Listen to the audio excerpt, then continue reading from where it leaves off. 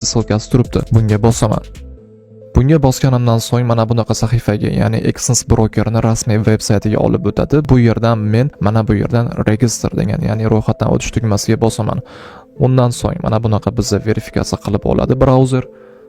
Va bundan so'ng mana bunaqa sahifaga o'tamiz. Bu yerda Exynosga xush kelibsiz. Mana bu yerda sign in, ya'ni login qilish, mavjud akkauntga login qilish. Mana bu bo'lsa create an account, ya'ni bu ro'yxatdan o'tish. Davaychi mana bu yerdagi ma'lumotlarni to'ldirishni boshlaymiz. O'zbekiston va buni ostida biz doimiy ravishda ishlatadigan asosiy rabochiy Gmail'imizni kiritamiz. Gmail pochtadan so'ng Exynos akkauntimizga parol o'ylab topishimiz kerak bo'ladi. Parolni uzunligi 8 dan 15 tagacha, bitta katta va bitta kichkina harf bo'lishi va hech bo'lmaganda bitta raqam va bitta spetsialniy simvol bo'lishi kerak. Shunda parolimiz tasdiqlanadi. Spetsialniy simvol bu dollar, hashtag, foiz, tire shunga o'xshagan narsa. Parol qo'yib bo'lganimizdan so'ng mana bu yerda bitishga qoldiramiz va davom etish degan tugmaga bosamiz. Keyin bizni avtomatik ravishda brauzer Exynos Broker'ning mana bunaqa web trading sahifasiga olib o'tadi. Bu yerda endi biz mana bu joyda real account degan tugmaga bosamiz.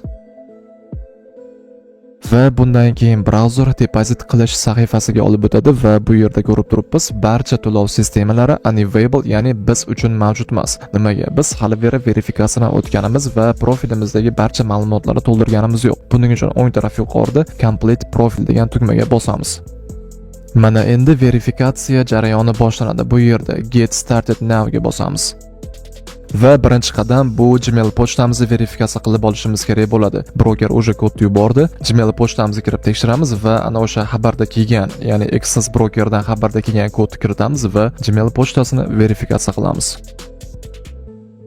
Brokerdan pochtamga kelgan xabarda ichidagi 6 xonali parolni kiritib bo'lganimdan so'ng Gmail pochta o'sha verifikatsiya qilib bo'lindi. Mana bu yerda bitishga chiqdi. Keyingi qadam bu telefon raqam verifikatsiyasi. Mana bu yerda confirm phone'ga bosamiz.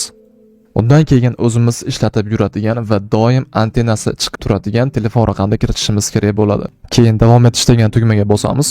Kodni yubordi. Kod menga adashmasam Telegramdan kelyapti. Agar siz bu yerga kiritgan raqamingizda Telegram bo'ladigan bo'lsa, osongina Telegramga Exynos Broker kod yuborish mumkin. Bu juda ham qulay. Xo'p, 099 832 va telefon raqami muvaffaqiyatli verifikatsiyadan o'tdi va endi 3-oxirgi qadam bu shaxsni tasdiqlovchi verifikatsiyalar, adashmasam. Xo'p, mana bu yerda complete now degan tugmaga bosamiz. Xo'p, bu yerda endi shaxsni tasdiqlovchi ma'lumotlarni kiritishimiz kerak bo'ladi. First name bu ism, last name bu familiya. Pasportimizda yoki ID kartamizda qanaqa harflardan yozilgan bo'lsa, xuddi shuni kiritamiz. Keyin date of birth, ya'ni tug'ilgan kun, oy, yil. Keyin bo'lsa turar joy, ya'ni yashash adresi, shahar, ko'cha va dom yoki uy va uni raqami. Shuni kiritamiz.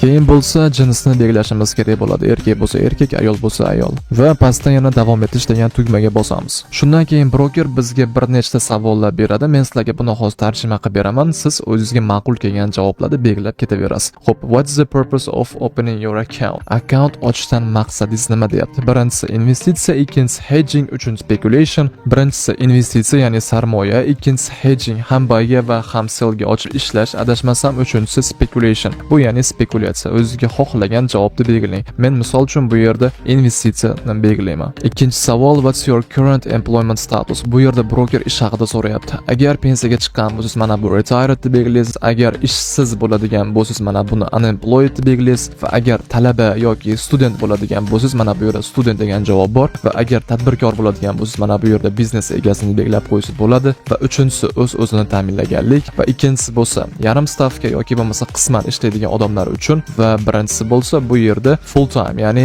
polniy ish bilan ta'minlangan, ya'ni kun bo'yi ish bilan band bo'ladigan odam mana shu birinchisini tanlab ketsa bo'ladi. Xo'p, bu yerda osongina ishsizmani bosib qo'yish qulayroq, chunki mana bu birinchi, ikkinchi, uchinchi, to'rtinchisida o'zi yana ma'lumot berishingiz kerak bo'lar ekan. Undan ko'ra osongina ishsizmani bosib ketgan yaxshi. Xo'p, keyingi savolda mana bu quyida berib qo'yilgan javoblarda qaysi biri sizni sohangizni ko'proq ifodalaydi deyapti. Agar ingliz tilini bilmaydigan bo'lsangiz, istalgan вообще farqi yo'q, istalgan bittasini belgilab ketsangiz bo'ladi, absolutno xotirjam. Misol uchun men mana bu yerda education, ya'ni ta'lim deb bosib ketyapman, chunki avvaldan mana shu educationni belgilab kelganman.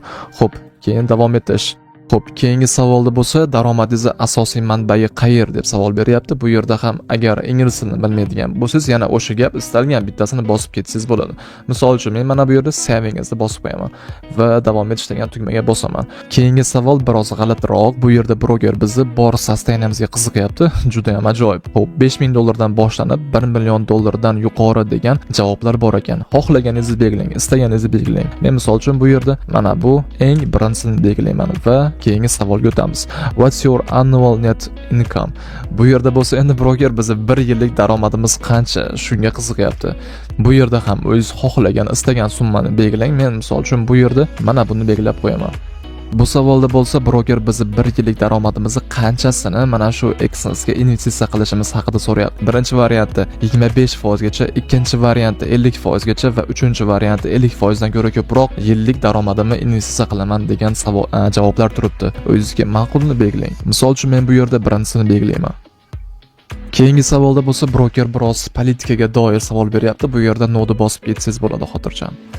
Bu yerda broker realniy hisob bilan, ya'ni realniy pul bilan oxirgi 3 yilda qancha savdo qilganimiz to'g'risida savol beryapti. Misol uchun, birinchi javob 10 tadan 40 tagacha bitim ochganman, ikkinchisi bitim ochmaganman va uchinchisi bo'lsa 100 marta savdo qilganman, to'rtinchisi bo'lsa 40 tadan 100 tagacha savdo qilganman va mana bu javobda bo'lsa 10 tadan ko'ra kamroq bitim ochganman va oxirgisida bo'lsa faqat demoda savdo qilganman degan javoblar bor ekan. Bularning ichidan o'zingizga ma'qul bo'lgan javobni belgilab ketishingiz mumkin. Men misol uchun mana bu overuse trades'da belgilab qo'ydim. Xo'p, keyingi savol. How much time do you spend on market analysis? O'qishga ham yorvordim. Reading news and trading per week. Bu yerda bo'lsa bir hafta davomida siz qancha vaqtingizni bozorda analiz qilishga sarflaysiz deb so'rayapti. Bu yerda ham o'zingizga xohlaganingizni belgilab ketishingiz mumkin. Men misol uchun bu yerda mana bu ikkinchisini belgilab qo'ydim. Bu yerda ham trading bo'yicha tajribasi bormi yoki bo'lmasa ta'lim olganmisiz deb so'rayapti. O'zingizga xohlagani ha yoki yo'q deb belgilab ketishingiz mumkin. Misol uchun men bu yerda ha deb belgilab ketyapman. Keyingi savolda bo'lsa broker to'g'ridan-to'g'ri masala beryapti. Agar sizlarda ham mana shunaqa chiqadigan bo'lsa, mana bu ikkinchisi adashmasam to'g'ri bo'lishi kerak. Keyingi savolda bo'lsa broker quyidagicha savol beryapti. Qachon seni ochgan bitimlar yopilib ketishi mumkin avtomatik ravishda deb. Bu yerda mana bunisini belgilab qo'ysangiz to'g'ri bo'ladi.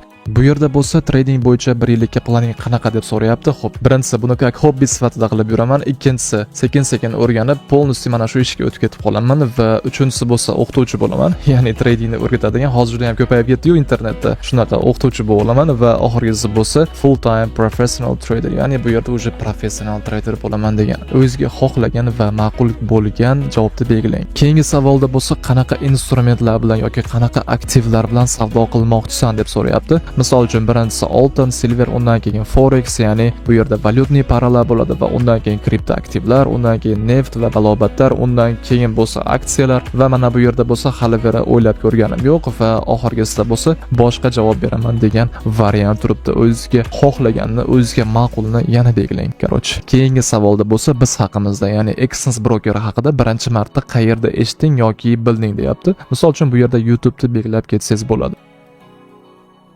Va oxirgi savolda bo'lsa mana bu ikkalasiga pitichkani qoldiramiz va submit degan tugmaga bosamiz.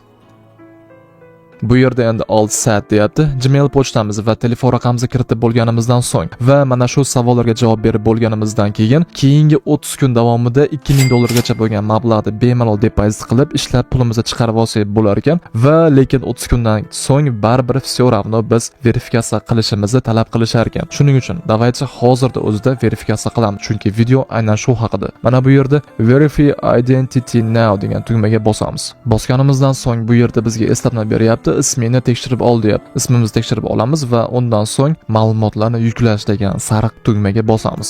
Va mana bu yerda pitichka qoldiramiz.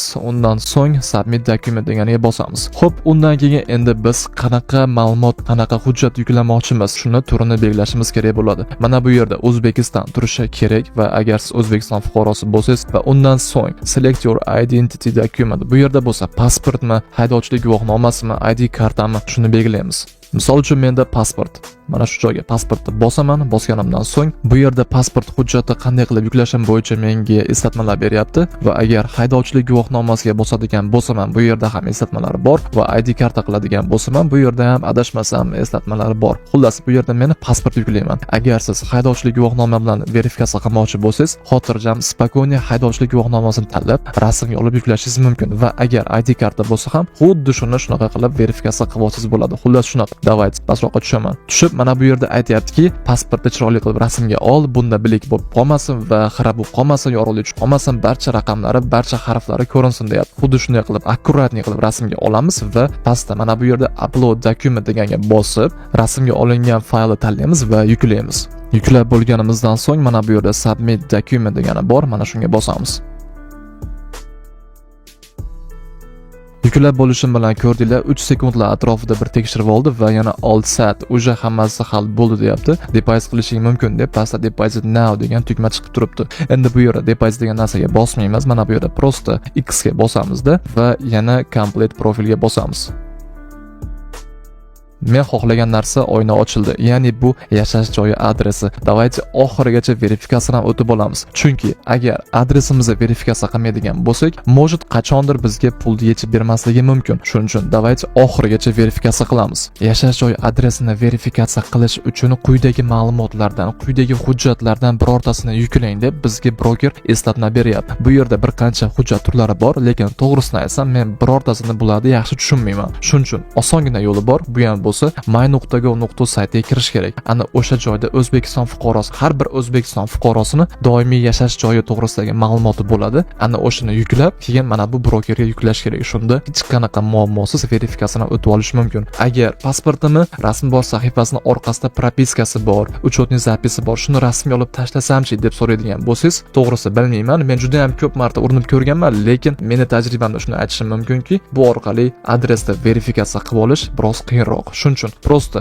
mana bu my.gov saytiga o'tish kerak va o'ylaymanki bugungi kunga kelib hozir hamma bu saytdan foydalanishni biladi. Agar bu platformadan qanday foydalanishni bilmasangiz va yashash joyi to'g'risidagi ma'lumot topolmasangiz yoki qiynaladigan bo'lsangiz, adashmasam shu to'g'risida ham video joylagan bo'lishim kerak. O'ng taraf yuqorida agar topadigan bo'lsam, shu videoni chiqarib ketaman. Mana shuni birinchi ko'rib olib, keyin xotirjam mana shu ma'lumotni topib yuklab olishingiz mumkin bo'ladi. Xo'p, men bo'lsa menda o'sha bu ma'lumot bor. Mana bu joyga qaytaman va pastdan ma'lumot yuklab bo'ldim. Endi pastga tushib, sariq tugma ichidagi ma'lumotni tasdiqlash degan tugmaga bossam ham bo'ladi.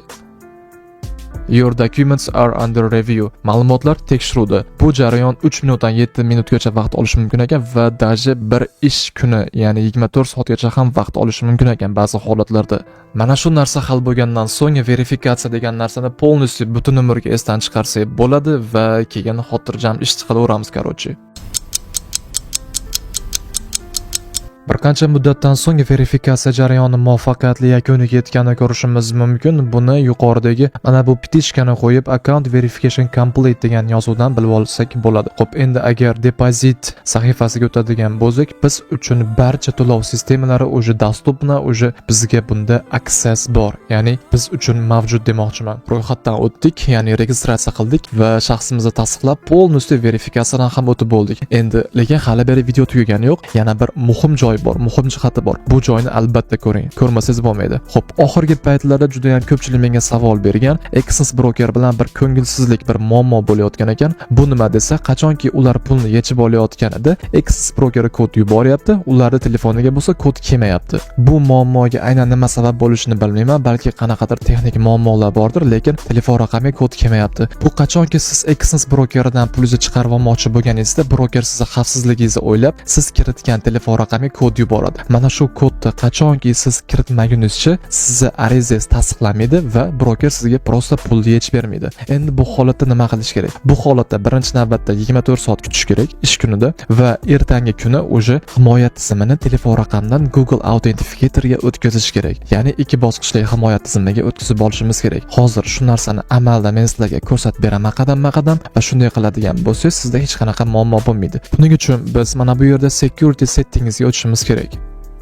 Va mana bu yerda X-step verification, ya'ni 2 qadamli verifikatsiya degan joy bor. Mana shu joyda bizning telefon raqamimiz turgan bo'ladi. Endi mana shuni biz Google Authenticatorga o'tkazib qo'yishimiz kerak. Uning uchun mana bu yerda change degan tugmaga bosamiz. Bu yerda himoya tizimini o'zgartirish mumkin bo'lgan bir nechta alternativlar bor ekan. Bularni hozir ko'rib chiqamiz. Hozir amalligisi mana bu telefon raqamiga kod yuborish. Bu juda ham noqulay. Istalgan payt siz xohlagan payt kod kelmay qolishi mumkin. Va mana bu yerda men avval ko'rmasdim. Ya'ni bunaqa tasdiqlash kodlari yuboradigan joyda bunaqa email orqali, ya'ni Gmail pochta orqali tasdiqlaydigan usul ko'rmasdim avvallari. Bu narsani qo'shganim juda ham zo'r bo'ldi Class Brokerga. Va mana bu yerda Authentication app bo'lsa, bu ana o'sha men aytgan Google Authenticator. Bu juda ham yaxshi himoya tizimi va mana bu yerda broker o'zi rekomendatsiya qilayotgan push notifications, ya'ni уведомление, xabarnoma bu qachonki telefoningizda Exens brokerini rasmiy ilovasi bor bo'lganda ishlaydi. Lekin menga bu narsa qanaqadir yoqmaydi. Xullas, bu yerda biz hozir Google Authenticatorga o'tkazganimizdan ko'ra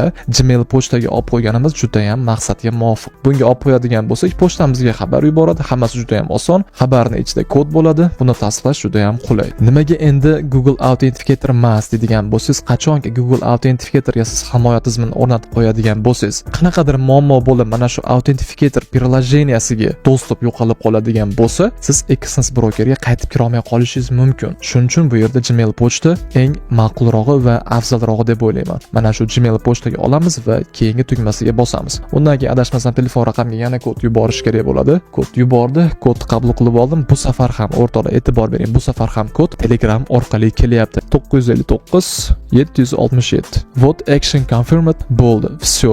Endi ikki bosqichli himoya tizimi bu Gmailda ishlaydi. Juda ham chiroyli, juda ham yaxshi. Klass. O'ylashimcha bugungi mana shu ma'lumotlar yetarli. Bugun hozir mana shu joyda videoni yakunlamoqchiman. Agar video sizga foydali bo'lgan bo'lsa va nimadir yangi narsa o'rgangan bo'lsangiz, doimgidek so'raydigan narsam faqat bitta. Videoga albatta like bosib qo'yib, o'zingiz fikringizni kommentariyada qoldiring va mana shu Income Fix kanaliga obuna bo'lib, eng muhimi qo'ng'iroqchani bosib qo'yishni esdan chiqarmang va shu orqali siz men yangi qo'ygan videoyimni o'tkazib olmaysiz. Shu joyda sizlar bilan xayrlashaman. Hammaga xayr, sog' bo'linglar, salomat bo'linglar.